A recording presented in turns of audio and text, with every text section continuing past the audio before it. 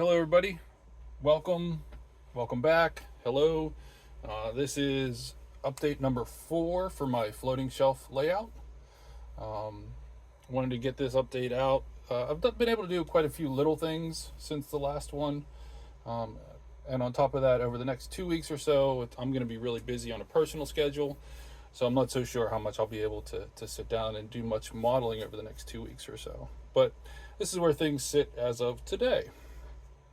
So first and foremost, the easiest thing to see is probably the divider board has been put in place and glued. That's now a solid piece.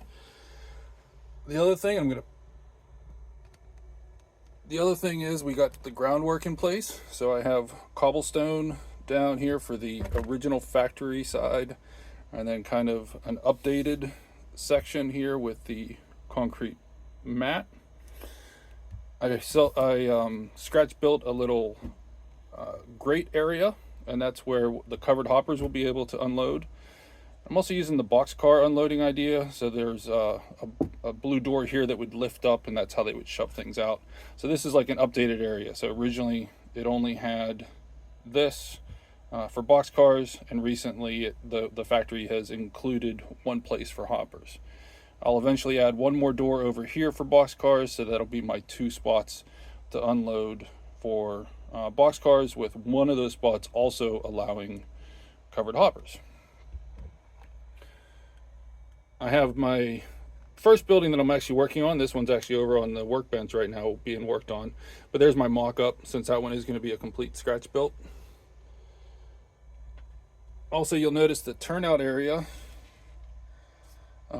Been kind of working on how I want to finish that out. I'm not too sure quite yet exactly what I'm going to do.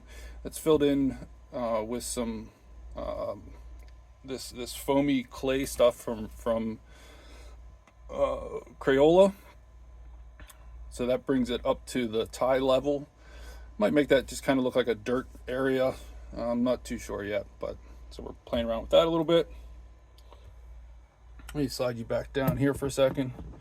So one of the other big things I did was, while I was painting the divider, I ended up having quite a bit of extra paint in my little cup than what I originally had. So I ended up deciding, why not, I'll paint the back as well. So when I was painting the back, that then led me to the idea of adding a little bit of a back scene. So this side over here, let me zoom in a little bit on that. Sorry if that's bouncing around a little too much for you. So I decided to just kind of build out a little bit of a scene back here for no particular reason other than I just wanted it. I thought it would look nice. Maybe ultimately I'll use it as a little bit of a photo backdrop. I'm bringing some cars up around front here, or to the scene for us.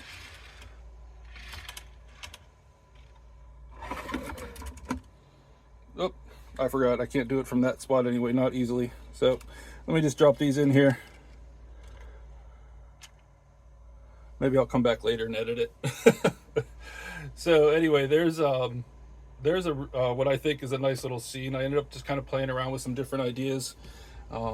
It's just a photo backdrop, and then I have a fence that I built. I scratch built that fence to kind of help add a little bit of divider, help hide the edge of the scene.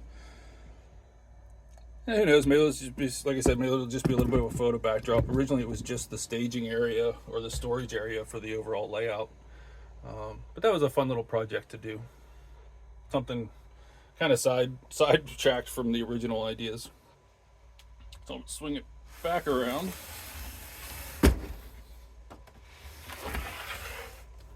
Just for reference there.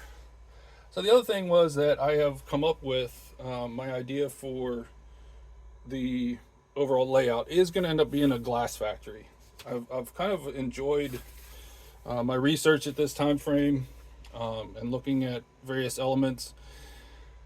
And one of those things included research on Pittsburgh plate glass. I have a pretty cool, what I think is a pretty cool PDF, and I'll try to include the link, of 1946 PPG Glass Manual. And it's over 500 pages.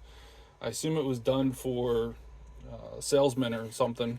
But along the bottom of the pages in this one section is a graphic.